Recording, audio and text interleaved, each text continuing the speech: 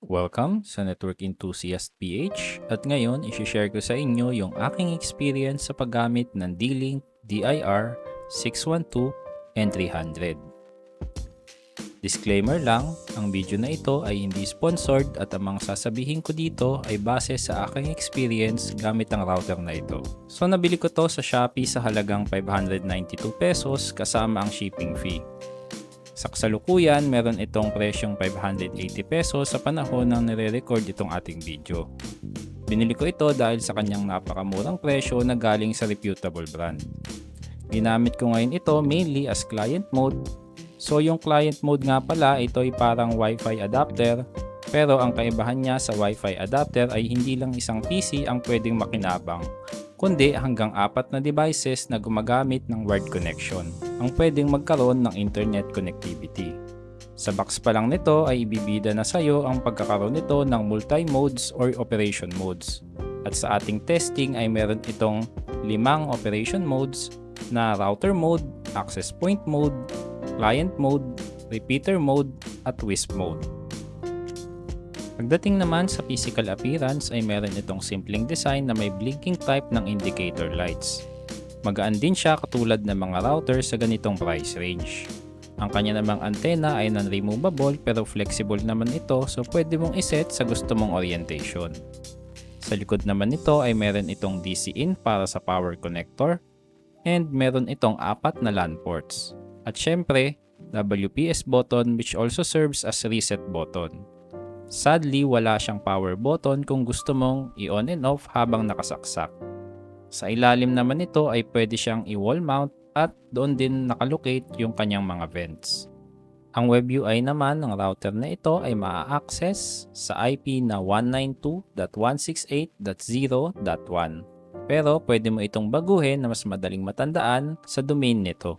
At kagaya ng sabi ko kanina, meron itong 5 operation modes na mapipili sa web UI na pwede nyong piliin anytime. Nagustuhan ko rin yung features nito na bandwidth control, specific sa bawat LAN ports nito. At pagdating sa security, meron itong built-in na Yandex DNS na naa-activate pag kayo ay naka-router mode. Pagdating sa performance, nakakuha ko ng 30 to 33 Mbps sa loob ng 10 meters mula sa router. At take note po na 100 Mbps po ang aking internet speed sa aking Skyfiber internet.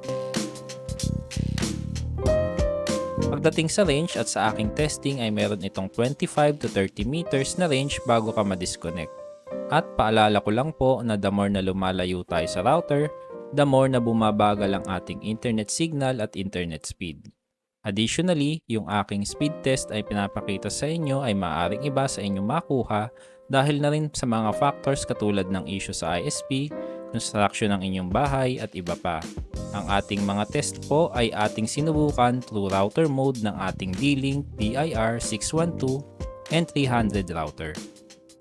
Despite na magagandang nasabi ko sa router na ito ay syempre meron din po tayong hindi nagustuhan dito. Una po yung sa web UI kung saan required kang i-type yung word na admin sa username field tuwing ikaw ay lalagin kahit hindi naman ito napapalitan at nakalock na ma-change sa web UI. Pangalawa, yung medyo pagiging hindi nito beginner friendly sa pag-setup, kagaya ng separate selection ng wired at wireless sa pagpili ng operation modes. Also, may mga time na kailangan ko pang i-on off yung router pagkatapos kong magpalit ng operation modes. Pangatlo ay, single band router lamang ito kaya hindi mo matitake advantage kung mas mabilis ang gamit mong internet speeds. In the end of the day, kung okay naman sa inyo yung mga downside na nasabi ko, ay masasabi ko na napakasulit nito dahil sa 5 modes router na siya na okay para extend ang inyong existing network. May bandwidth control ang bawat LAN ports na kumpara sa ibang router brands ay walang ganitong feature para sa kanyang price range. At meron siyang Yandex DNS pag ikaw ay naka-router mode for additional security. Marerecommend ko rin ito sa mga small rooms or maliliit na living space at kung hindi naman 50 Mbps pataas ang inyong internet speeds ay okay ito. Plus, ang D-Link ay respected Taiwanese brand sa paggawa ng mga networking equipment. So ayun yung ating experience sa paggamit ng D-Link DIR 612 and 300. Nga pala, huwag niyong kalimutang mag-like at mag-subscribe at i-click yung bell icon dahil malaking tulong yon para masuportahan yung channel natin. Salamat sa panonood.